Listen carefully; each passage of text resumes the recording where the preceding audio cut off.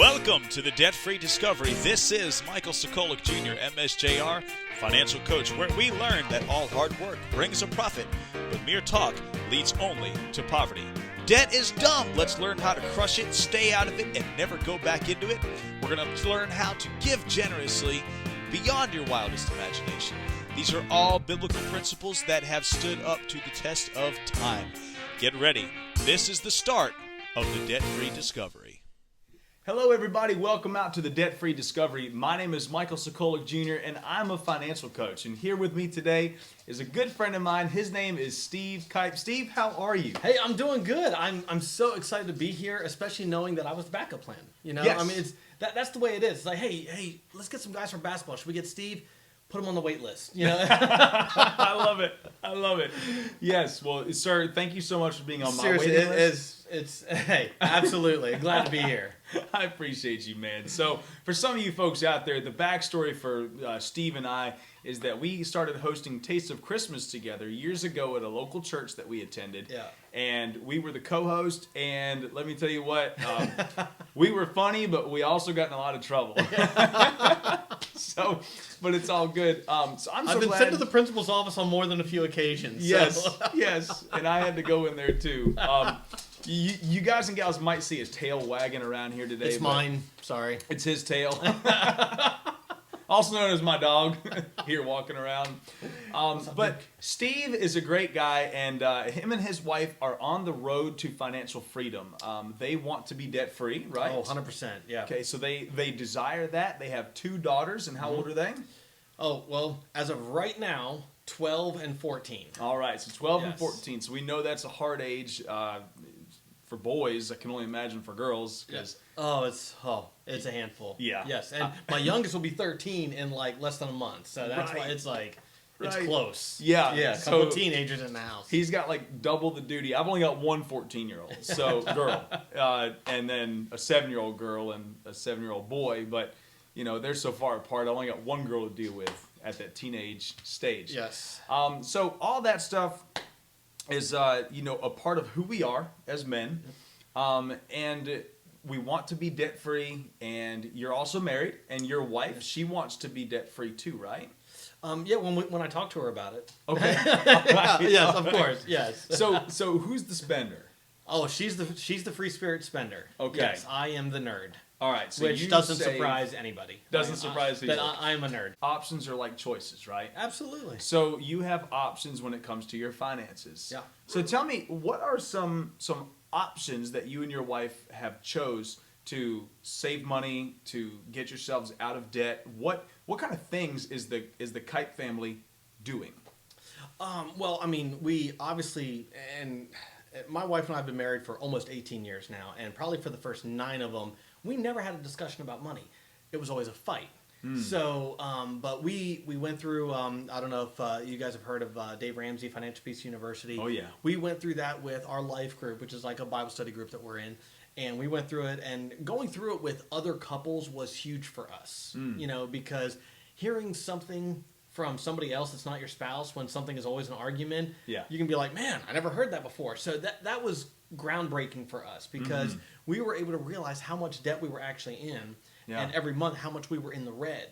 And so once we realized that, it opened all the eyes, and we were able to really say, all right, we don't want to live like this. Yeah. Because we love being generous. Certainly. And honestly, as we really got into this, I don't really know anybody who says, I don't want to be a generous person. I mean, almost everybody I've ever encountered or talked to about finances, they like being generous people. I think Right. people are. But because of how we live, we can't live generously. Yeah. So, we just started putting things in place. We started working on a budget. We were like, all right, let's start paying, what can we start paying off? How can we start? And one of the things that we saw that we spent boatloads in, and I'm sure it's not just us, was food. Oh, yeah. Eating out. And Yeah. of course, when you've got kids, that, becomes more expensive. And we just saw how much we were eating out and just how much money that was costing us a month. Right. So you start cutting back on that stuff. And really, it is amazing whenever you just start taking some simple steps. Because here's the thing. We have options. We actually choose whether or not we want to be in debt. Mm-hmm. I mean, it's how you live. Your choices will decide on that. And we just decided, we're going to work on a budget. We're going to get an app. We're going to log things in there, and we really wanted to start living at the 80-10-10 principle. Okay. Yeah. Which is you live off of 80% of your income. Yep. You give 10 away. Yep. And you save 10. Absolutely. And it took us a while to get there. And it's like, all right, man, because when you're used to living at, if we're honest, everybody, here's what's true. All of us live at a percentage of our income. Yeah. Most of us don't know what that percent is. Right. And amen to that. And if we're honest and if we really looked at everything, most of us, we probably live over 100% of our income. Yeah. The majority. Overwhelming majority. 80% of Americans do, actually. Yeah, exactly. So 80% of them are in debt. Yeah, so for us, it was just, okay, if we want to, so we had a goal of we wanted to get to the 80-10-10. Yeah. And when you're already living at 102%, 105% of your income, you really have to be like, all right, how serious are we about this? Yeah. And if you are really serious and you believe that God has put on your heart that he doesn't want you to live in debt, he wants you to be a generous person, you get creative and you figure out how to start doing that. Yeah, absolutely. So that's the part of your journey, how you guys got started with this whole thing. Yeah. Now, now that you guys are living that kind of lifestyle, what sort of sacrifices does your family make year in and year out? Because I think you and I had talked a while back, and you were telling me that y'all don't do birthday gifts. Is that right for the family? Like you guys save that for family trips? Or tell me more about that. Yeah, so one of the things we realized several years ago was we realized how much we would spend on our kids' birthdays and Christmas and all that mess. Mm-hmm. And then realized how much joy or lack thereof what we spend on them actually brings. Yeah. Yeah. And one of the things we love traveling. We love, seeing God's creation. Yeah. And we'll never see all of it, but right. we love seeing what God has created in the beauty, and all the majesty of it. So we started several years ago. And we just said, all right, that's it. Enough of the birthdays. Not that we don't, not like, no, you don't grow, or you don't get older. But we're just like, we're not spending on all these little stupid little toys and stuff that'll either break easy or in 3 weeks you'll forget about it. It'll be under a bed and it collects dust. And we just said we're not going to do that. Obviously, we'll celebrate somehow all of our birthdays. Sure, but it's not on the level that we would do before and throw these which, by the way, when in the world did it start that when my kid has a birthday, I have to get everybody else who comes to the party a gift? The goodie bag, right? That is one of the dumbest things I've ever heard in my life. It's like a participation trophy. Yes. Sorry, yes. I digress, but I hate that. But that just makes the cost of birthday parties just go through the roof with stuff, and you feel like, oh, you got to top the one you did last year. That's right. And we just said enough. We'll go out for dinner or something, and we'll celebrate, and maybe with some family or whatever. We'll get together with a few people. We'll have some pizza, whatever. Yep. But that's it. Yeah. Everything else that we would use to put into that, we say, no, we actually want to create memories. That's awesome. And we put it in an account, and we save it up, and, every year we'd say, all right, where do you want to go? That's great. And we've been to Colorado. We actually saved up really good ones, and we went to Hawaii. Oh, wow. That is so cool. We went a very short trip to New York because our daughters both love the musical Wicked. So we saved up, and we're like, and this is one of our first one. We were like, hey, if you're okay with not getting birthday and Christmas presents, we'll save all that up, and we'll take you to go see Wicked. Yeah. So we went, and literally it was, because that would be a lot of birthdays to save up for. So it was, it was just literally like a 2-day trip. We flew up, we saw it, we flew back. Right. But I'm telling you, the memories we had of that trip, so outweigh whatever we would have bought them. Absolutely. That would have been broken or they would have forgotten about in 3 weeks. Yes. So for us, one of the options we made for us, we are done with the things that don't create memories. That bring us together as a family. Yeah, that is awesome. I just absolutely love that, and I wish more people understood that. I wish more people would grasp that concept, because a lot of the things that I see people doing out there is living against Luke chapter 12 verse 15. Now, not everybody's a Christian. I want to say that first. Yeah.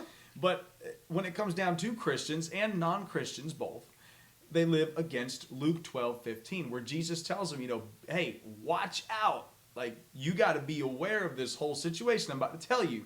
is that life does not consist of the abundance of your possessions. Like, No. that's not what it's about. And I have people ask, what should we get the kids for their birthday or for Christmas? I'm like, how about $50 in their 529 plan so it can grow and help them get through college? Or if they don't want to go to college, they pay a small penalty, a small tax. They take the money and they can start their lives. Yeah. Like that's a great gift idea, and it's one that keeps on giving. Yeah, absolutely. Yeah. And these people are like, no way, that's stupid. And I'm like, all right, fine, just give them money and I'll do it. but I mean, there's so many things that people do, and it just blows my mind the money that is wasted on stuff all the time. And I'm not mad at, big corporations or toy manufacturers. I'm not mad at them for making these things. That's their job. That's their job. Yeah. And some of this stuff is fun. You know what I mean? Like yo-yos, those are great. Like those are fun. They're cheap, they're inexpensive, and you just play with the yo-yo all the time. But like when you're constantly buying those types of material items, that's when it starts to get overwhelming, and it's like, oh man. But creating a memory like that in place of it, what an awesome thing. Yeah. Awesome thing.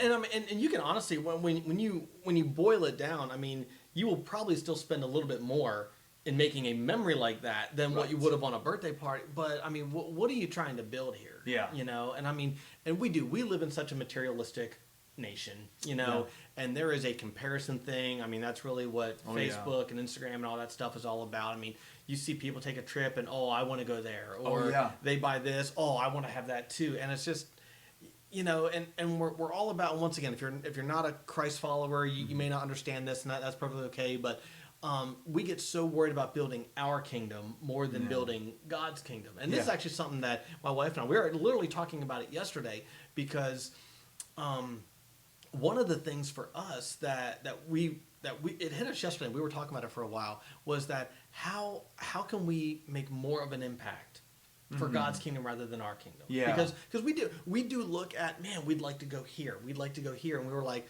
are we too focused on where we'd like to go, even though it's like, man, God created that and we want to go experience it and see His glory? Yeah. Is that for us? And I'm not saying trips are bad. But are we also building His kingdom? And our oldest daughter literally only drinks water, loves water. Yeah. And we started talking and praying about it yesterday, and we were like, man, what if we were to look into something that helps put water, a basic need? And of course, if you read Scripture, there is, Scripture, connections there, the living water and stuff like that. But, if you pick Asia or Africa or a place that doesn't have that basic necessity, man, could we work into building God's kingdom and just providing a basic water need for people somewhere? So we started talking about that yesterday, because we don't want to get caught up in, even though we're living below our means now, we're able to save and we're able to be more generous. Yeah. It's still, we're always wanting to look out for, is there still anything in us that is, man,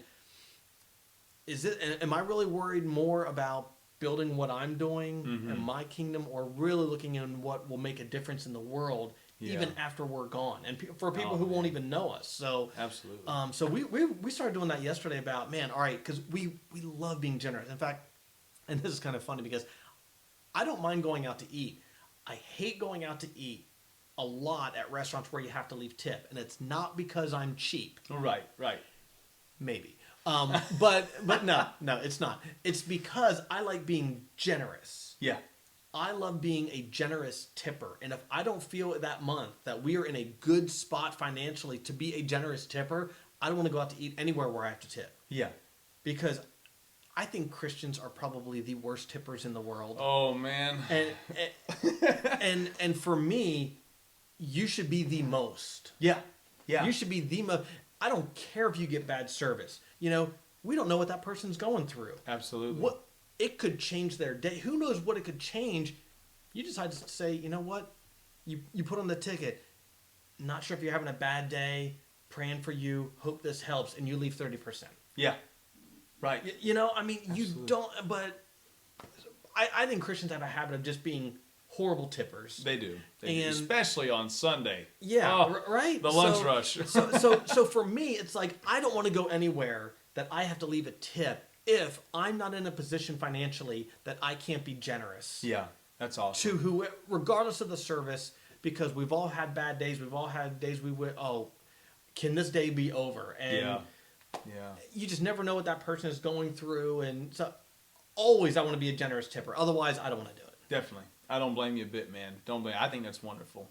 So, in the midst of this, I heard you talking about, so like, I'm sure that you're taking your wife on dates, right? To those restaurants. And, we do, yeah. On these trips, so you're not just making memories for your children and you, but you're also making memories for you and your wife, too. Oh, yeah, absolutely. So, and I know that you and your wife have this major passion about happy marriages. Like we do, yeah. Like, and happy meaning blessed, meaning peaceful. So what kind of things has being debt free helped you and your wife in your marriage? What is it about being debt free versus being in debt in your marriage? What's the difference? Well, we probably haven't had an argument about money in years. Wow. Years. I bet.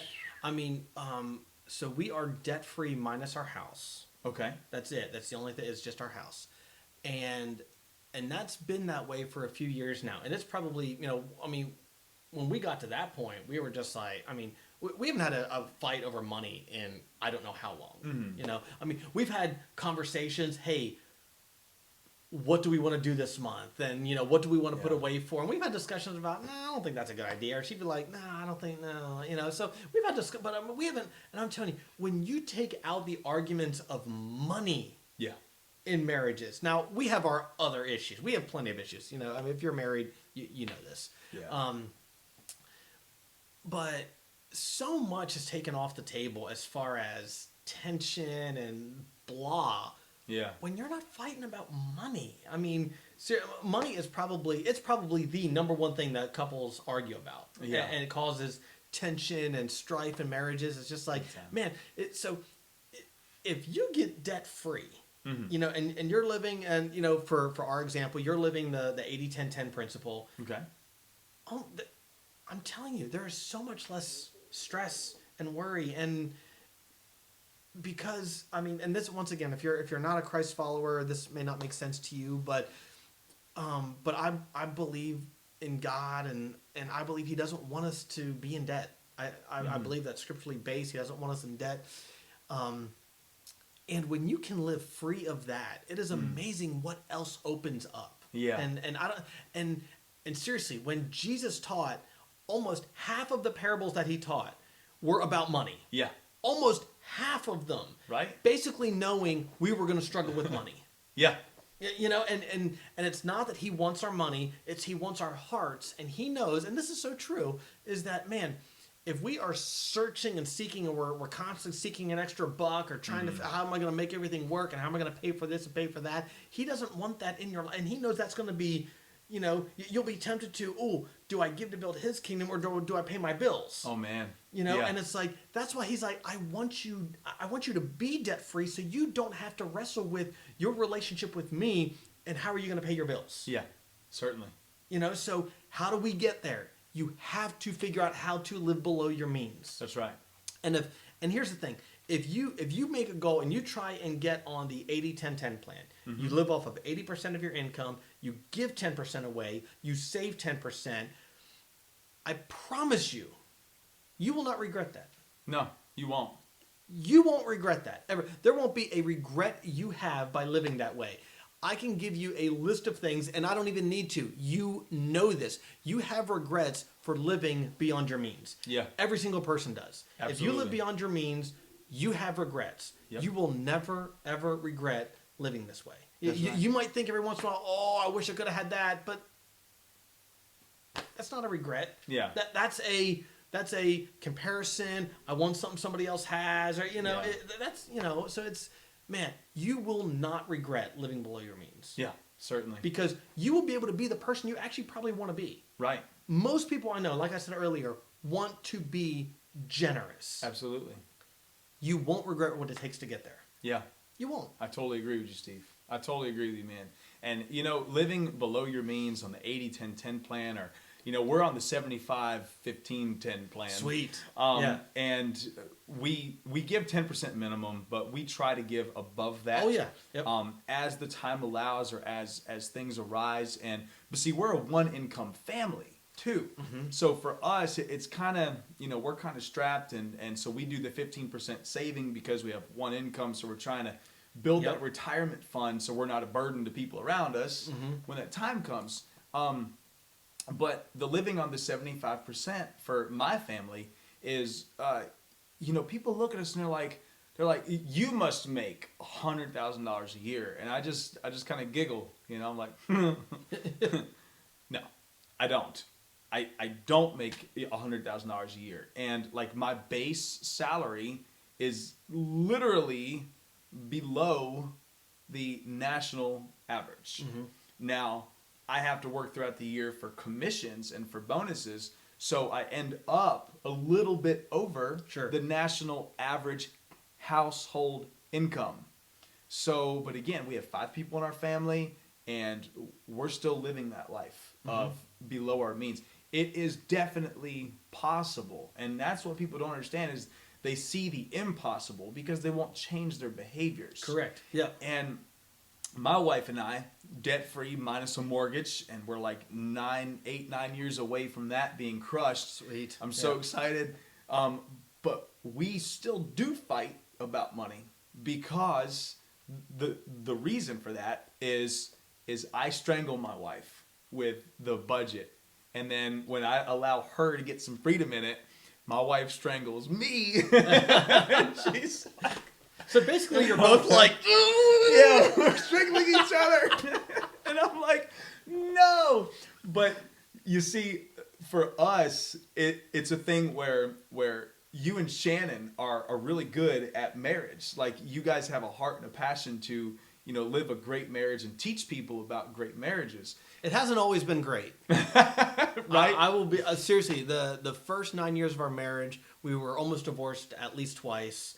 I mean, so, and some of this was around money, and it was just relationship stuff. But I mean, it takes work to get, just like anything, it takes work to get there. But and it is, and if you're married out there, I'm telling you, one person wants to be the spender and one person wants to be the saver. Yeah, it's almost going to happen in every single marriage.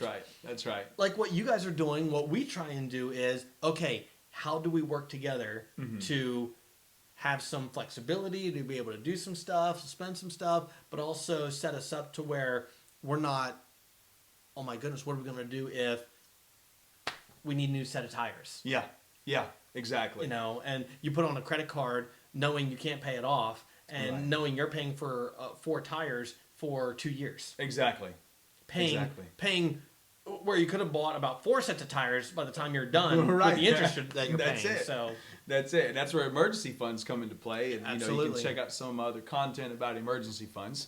And so like in that, you and Shannon are doing really good at working on your marriage. And for Stephanie and I, we have such a long history of being together, like teenagers. We were teenagers having a baby and all this stuff was happening, and we never learned what a good marriage is or what it looks like. So now that we're really starting to grow and mature in different areas, we're like, we really need to work on our marriage. So for those of y'all, we follow him and his wife very closely in many different ways to try to, emulate that. Basically, to learn what not to do. I mean, that's really what we are. That's what it is. We are good, bad examples. That's what we are. If I'm going to learn from someone, it's going to be someone who's bad. Someone who's been there. Yeah, that's it. So, man, I am so glad that you were able to, jump off the couch today and actually put some clothes on and grace us with your presence. I had to get out of my pajamas to get here. That's Absolutely. right. He's like, man, I'm still in my pajamas. I'm like, just change real quick. It'll be all right. And so Steve, is there anything, if you could say one thing about finances to a stranger who is struggling to get their finances under control, what would you say? Start. Start. Yeah. Because oftentimes what we see is the mountain that we have to climb. Yeah. And in our minds, and I believe this is an attack, Yeah. is that we see where we've dug, the hole that we're in, and we see the mountain ahead of us, and we just say, there's no way. Mm-hmm. And that's not true. Yeah. What I would say is start. And here's the thing. There are, my wife and I talk to people all the time about marriage, just about whatever life stuff. It's just like, look, if you need help, ask for it. Mm-hmm. Ask for it. And, people will, you're one, and people will gladly give you a step, but it's just like that saying, how do you eat an elephant? One bite at a time. Don't look at the massive hole you're in and the mountain that you got to climb to get out of it. Yeah, it could be huge. You're never going to get to the top and get over it if you don't take a step. Yeah. So I would say start. That's awesome. It's seriously that simple. And I don't know how you start. You might need to get creative. If you realize, man, I buy Starbucks all the time. Yeah. Don't. Yeah. Figure out a cheaper way of getting coffee. That's right. It is I'm telling you, little things make a big difference. They do. They do. And here's the thing. If you just start and then you start having some success and you knock out a credit card bill or something, and now you're done with that one. Yeah. You will start to feel so good about yourself for the fact of, I did that. Yeah. And how did you do it? You started. And that result creates momentum, and you keep going. So you started, now you're continuing. Yeah. So absolutely, if you are in a financial bind or whatever, you're trying to get debt free, you're trying to get on an 80-10-10 or 75-15-10 plan, you're trying to do that, I'm telling you, you need to start. Quit talking about doing it. Quit thinking about doing it. I love that. Yeah. And start it. Yeah.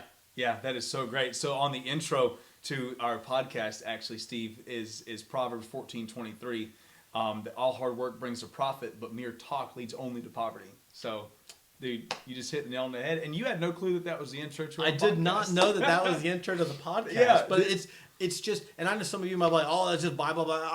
Look, there are so many truths in your life that are truth, and they're scripture. You just don't know it. Exactly. Exactly. And that's obviously one of them. But yeah, just start. Yeah. Take a step in the direction you want to be going. Another thing that you could do is surround yourself with people who are going in a direction you want to be headed. That's right. It doesn't mean you're at the same level, but you find people who are going in a direction you want to be going, and you start hanging out with them. That's it.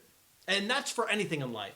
Relationally, with marriages, with finances, with fitness, it doesn't matter. You start hanging around with people who are going in the direction you want to be headed, and start hanging out with them. Absolutely. That's some good stuff, man. And look, if you don't have people who are wanting to be debt-free or are debt-free that are in your life, then you can reach out on my social media content. My Instagram handle is MSJR Financial Coach. On Facebook, it's Michael Sokolik Jr. Don't worry, I'll spell that for you at the bottom of the page. I still don't know how to spell it right. I've known him for like 10 years. You can't either. If you're watching us on YouTube right now, just go ahead and click subscribe, and you could even look at my name there, Michael Sokolik Jr. And if you're listening on Apple or Spotify or any of the other podcast providers out there, the last name is spelled Sokolik. Michael Sokolik Jr., MSJR Financial Coach. So, it's so good to have Steve on the show with us today. Thank you so much for coming. Brother, thank you so much. Hey, the next time someone backs out and you need a fill-in, just let me know. All right, I'll call you again. And bring in the righty. We're out. That's it, man. So, ladies and gentlemen, thank you so much for tuning in today. This has been the Debt-Free Discovery, episode number 2, where we got to talk a little bit about being debt-free and what it does and the impact that it makes on your family and your marriage. Thank you so much for tuning in to the Debt-Free Discovery. Don't forget that diligent hands will rule, but laziness ends in slave labor. We hope that you learned something today that you can take with you for the rest of your life. Remember, debt is dumb. Don't forget to crush it, stay out, and never go back in. Also, give generously. It's not yours to keep. Thank you so much for tuning in to the Debt Free Discovery.